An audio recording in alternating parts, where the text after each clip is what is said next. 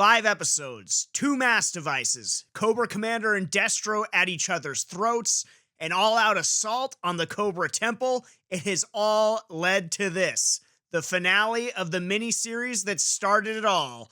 This is GI Retro. Now back to G.I. Joe.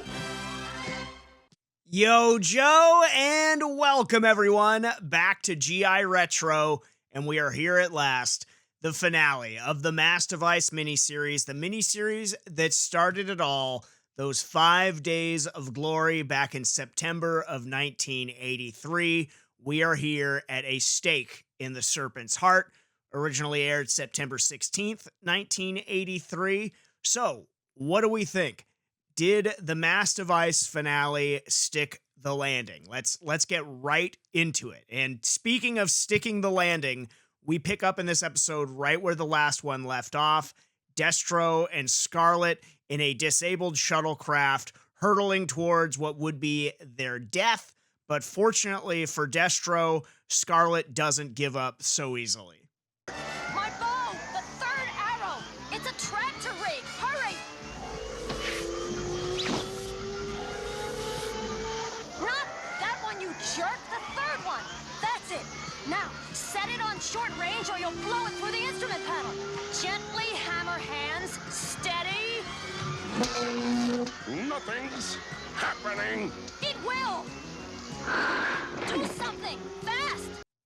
I love that clip. It's building off of our reigning and defending MVP Scarlett and just how great she is acquitting herself throughout the series. I love the insults that she's hurling at Destro using those educated feet while she's tied up. It was great stuff. Ultimately, Destro and Scarlett do make it back to the Cobra Temple. Scarlett still captured. She does try to escape. We'll talk a little bit more about that as we go along here. But the next big story element that I want to tackle is upon Destro's return, learning how Cobra Commander has exhausted some of their M.A.S.S device resources, but more importantly, from his perspective, has not backed up the threats of Cobra and their M.A.S.S device. And Destro is going to, without Cobra Commander's consent, he is taking over the operation, and things between Destro and Cobra Commander here, they come to a head, they boil over, it gets physical. We've seen the tension going on throughout the miniseries, and here was really the culmination of it with Destro asserting control. Noble Destro, my old friend, we congratulate you on the success of your mission. Success? You dare speak to me of success? You psychotic, sibilant serpent of a dolt! Really, Destro, is that any way to talk to your leader? Your stupid, bungled attempt to disintegrate New York has given our enemies the two commodities they must not be allowed: time and hope. All right, a few things to spotlight here as Destro is taking command of Cobra, at least with the M.A.S.S device operation. First and foremost, I want to again shout out the animation. I don't think it gets its proper due as much as it should. And in particular here, I really liked this scene. I liked seeing Destro in the reflection of Cobra Commander's faceplate. We, of course, will see that again later on in the Sunbow run of G.I. Joe, but it was cool to see it first show up here in the M.A.S.S device miniseries. But also the quote, Destro calling Cobra Commander a psychotic, sibilant serpent of adults. I had to look up what sibilant even meant, and it is making or characterized by a hissing sound, as in the letter S. So, nailed it. Very apropos, and, you know, who knew? Destro, expanding my vocabulary from 1983 all the way to today. So, yeah, thanks for that, Destro. But with him taking over Cobra, striking a different tone, really menacing, very serious. Not that Cobra Commander wasn't, but almost sort of more deliberate or measured and scary in his own right. I think, again, going back to that quote, calling Cobra Commander psychotic, implying that his methods with the M.A.S.S device, weren't as sort of, well thought out, a little bit more haphazard, whereas Destro is going to be a bit more clinical, but just as, if not even more scary than how Cobra Commander did it. And we see that almost right away. He herds up the world leaders that they've captured, and they even remark about how frightened they are of Destro. And I thought that was really cool to show how him jumping on and how he was going to do things. But Destro finds out that, it's not as easy as, as it looks. He was armchair quarterbacking a little bit and criticizing Cobra Commander, but just like Cobra Commander, he found out that, the world isn't so eager to just roll over and surrender. And that leads to one of the most iconic Destro quotes, I think, of the entire series. Such bottomless stupidity! The fools! Something troubles you, Destro? The world is not yet at your feet. Not one nation has surrendered. This one must take a vote. That one wants to take it under consideration. Don't they realize they're dealing with Destro? Gotta love the such bottomless stupidity line. So iconic. It's a gif. It's everywhere. And we get it here in the finale of the M.A.S.S device. Keeping it with Destro and Cobra for a second. I'm going to be jumping around a little bit in terms of the order of how things occurred in this episode. But we do get Destro again going along with that menacing tone and trying to bring the world to its knees and to actually surrender, threatening to execute a world leader every hour on the hour. And this is a kid's show. What a tone for a kid's show in 1983. A better time, if you ask me. Not insulting the audience's intelligence, showing that, they can handle it. It's serious, but they don't have to dumb it down for the kids all the time. So I really appreciated that upon going back and rewatching this miniseries. Not just, holding them hostage, blatantly saying, hey, we're going to execute one every hour on the hour. Also, we get the dueling M.A.S.S devices, so Destro is, going to try and make good on the threats that Cobra Commander's M.A.S.S device couldn't cash. But now G.I. Joe has their own, so once again, New York facing sudden death, but G.I. Joe, and, shout out to Gung Ho for having the idea. I don't know why Dr. Vandermeer didn't think of it, but firing their own M.A.S.S device blast to counteract Cobra's, and New York is once again saved. So Destro thwarted, frustrated. I do love Cobra Commander pointing out that G.I. Joe must have their own M.A.S.S device. They stopped us. They must have a M.A.S.S device. Brilliant deduction. Just more terrific interplay and sniping at one another from Cobra Commander and Destro. But that essentially, the two M.A.S.S devices were at a stalemate.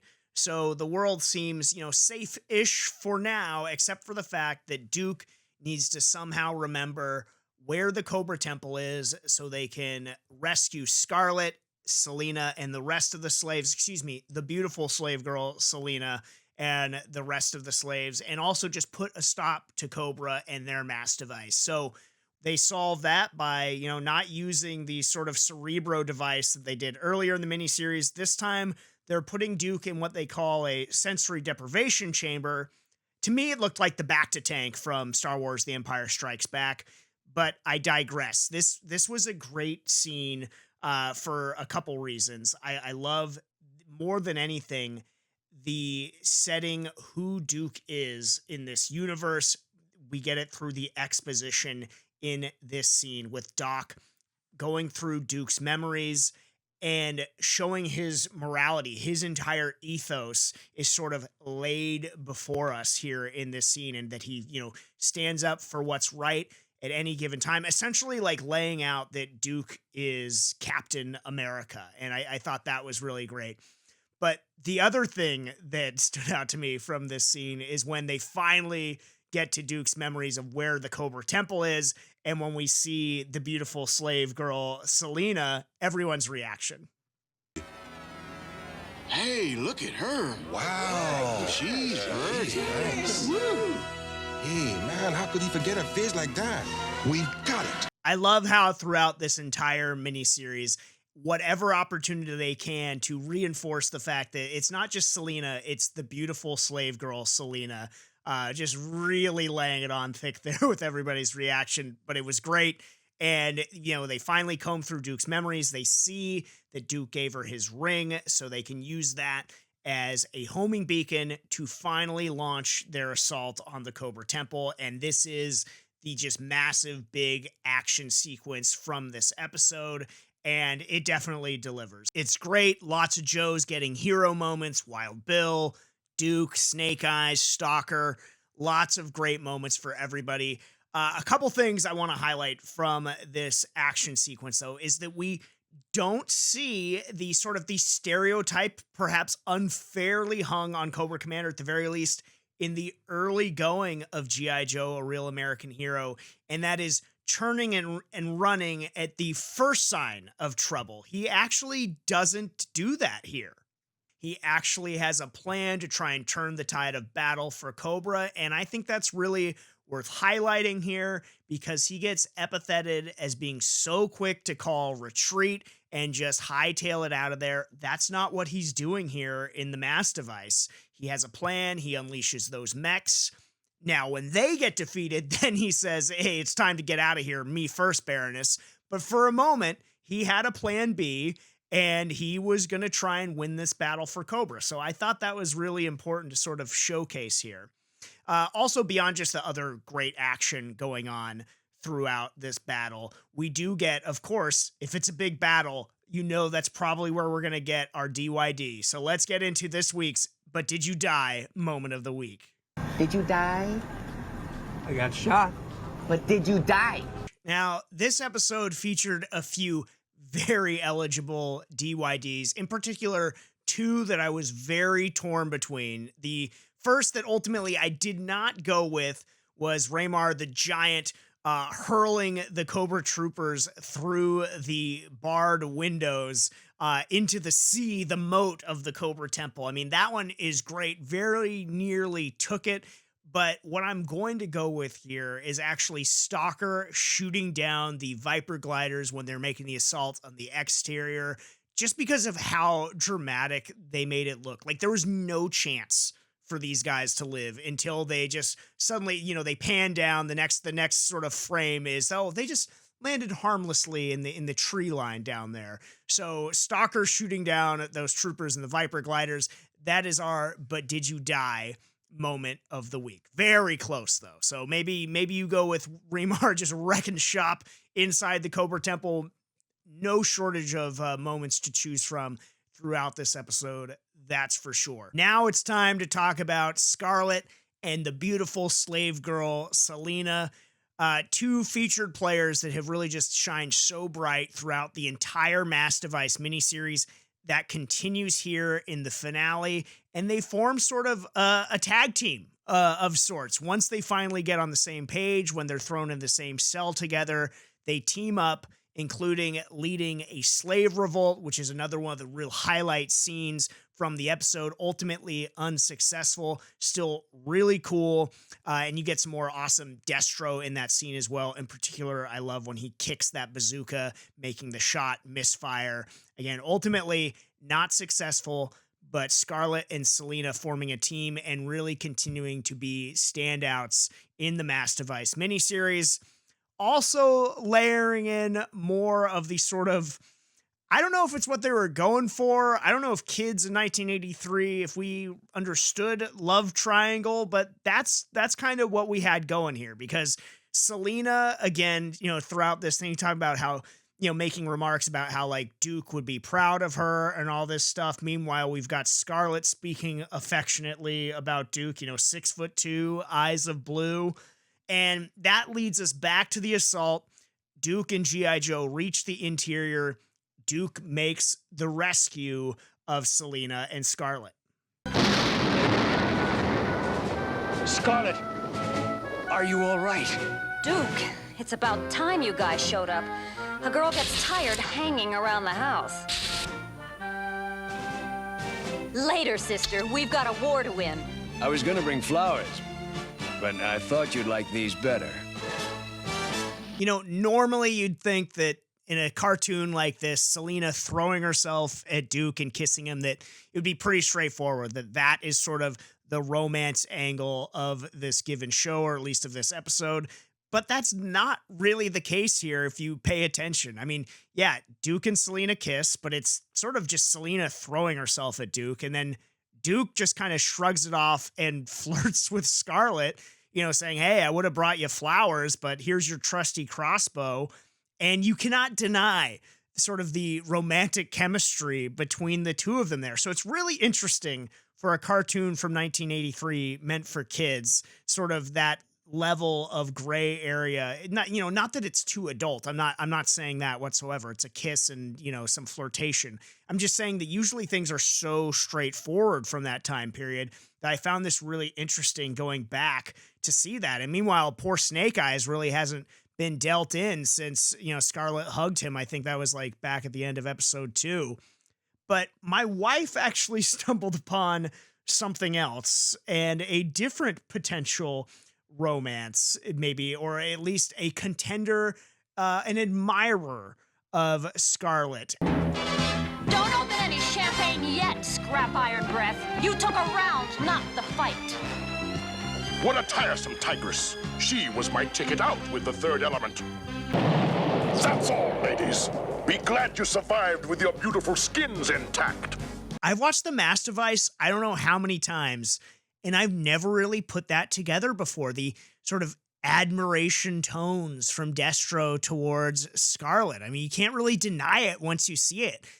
Calling her this tigress with definite, at the very least respect, but I think crossing that threshold a little bit, and then talking about saving her beautiful skin when he puts down the slave revolt, and even going back to last episode, calling her, you're a paradox to me, Scarlett. Yeah, it's definitely, once you see it, you can't really unsee it. Doesn't seem reciprocated at all from Scarlett, and I can't really blame Destro, but he's always got the Baroness, which you can't go wrong. But yeah, I thought that was, really an interesting observation, and again another layer in G.I. Joe, a real American hero, and Destro not just desperate for the affections of Scarlett, but desperate to thwart G.I. Joe no matter the cost, and get whatever pound of flesh he can before he is ultimately defeated. He keeps threatening to kill General Flag until G.I. Joe is finally able to rescue him, and he and Cobra Commander have to fall all the way back to their M.A.S.S device, and Destro aims it at the Earth's core.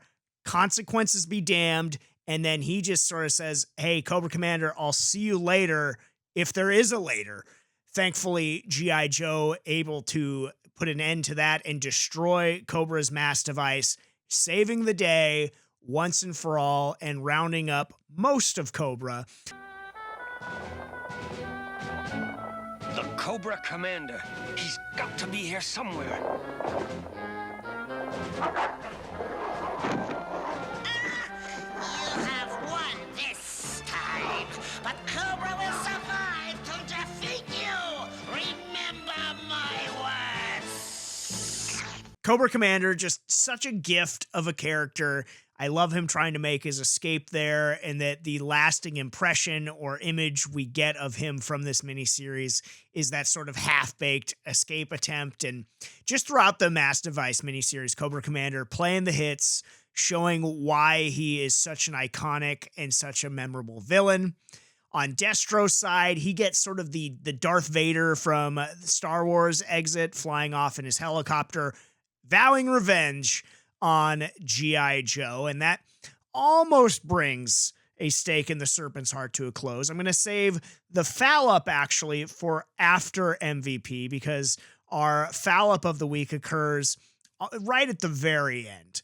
So MVP, we've talked throughout the miniseries, always a bridesmaid, never the bride. The beautiful slave girl, Selena. Will she finally break through and be MVP? Because she had another great episode. But once again, she is not going to be MVP. I'm sorry, Selena. You gave it your best shot. And if maybe we did an entire miniseries MVP, maybe you would take home that crown. Scarlett, reigning, defending MVP, also had another great episode, stacking back-to-back really good performances. She also comes up short. Duke, you could make the argument for MVP. Cobra Commander, probably a perennial MVP candidate throughout this entire series. But this episode, you've heard me mention his name so much throughout it. The finale of the M.A.S.S Device miniseries, in my opinion, really belongs to Destro. He is this week's MVP. He was so great. I have to shout out the voice actor Arthur Burkhard, because the line delivery, the articulation, the menace in each line delivery was so great. The, again, expanding vocabulary, didn't know what sibilant meant, had to look it up. So again, in taking over Cobra and executing his plans, just really elevated this episode, did the noble Destro. He is this week's MVP for sure for me. So with the MVP comes the other side of the coin, the Fallup of the week. And as I mentioned, it happens towards the very tail end of the episode. So without further ado, let's get to the Fallup of the week. You're here because you're the industrial straight Fallup. So as I mentioned, the Fallup this week comes at the very tail end of the episode. G.I. Joe, they've wrapped up pretty much everything. They've defeated Cobra, destroyed their M.A.S.S device, captured Cobra Commander, but one last piece of business does remain. And if you remember earlier on in the miniseries, Cobra used their M.A.S.S device to disappear, teleport the Eiffel Tower out of Paris. So G.I. Joe trying to make things right on that front. Take a look. I think there's just enough juice to send the Eiffel Tower back where it belongs. Here goes. London? You put the Eiffel Tower back in London? I guess I goofed, but there's nothing I can do. All the elements are used up. Maybe the most obvious Fallup of the week in the entire miniseries. Breaker using the last remaining M.A.S.S device elements to send the Eiffel Tower to London, England. So congrats, Breaker. You are the Fallup of the week. And that is how we bring A Stake in the Serpent's Heart to a close, and the M.A.S.S device miniseries itself to a close. The miniseries that changed everything back in September of 1983. And it's easy to see why. If you were a kid coming home to watch G.I. Joe, A Real American Hero, mind-blowing. You'd want to get your hands on every comic book, every toy, anything G.I. Joe you possibly could.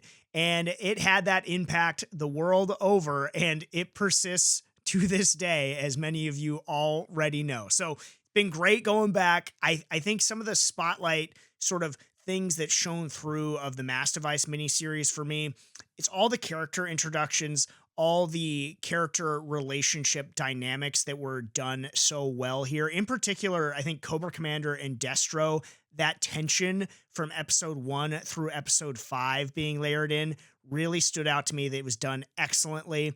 And also on the G.I. Joe side, getting to see so many characters on the Joe team get their moments to shine, their hero moments, as I like to call them, that also really stood out. And I think overall, the miniseries, it holds up. And I think it's only going to get better from here and going back, because there's a lot of fan favorite characters that we haven't even seen yet. So I'm super excited to get to them and see when they first appear. So for me, I think my favorite episode from the miniseries, if you ask me right now, it's The Worms of Death.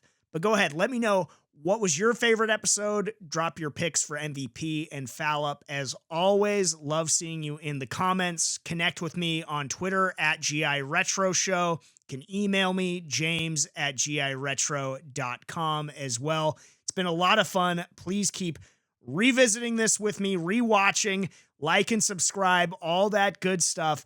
When I see you next, we will be on to the next miniseries, The Revenge of Cobra. But until then, if you didn't know, now you know. Take it away, Flint. And knowing is half the battle.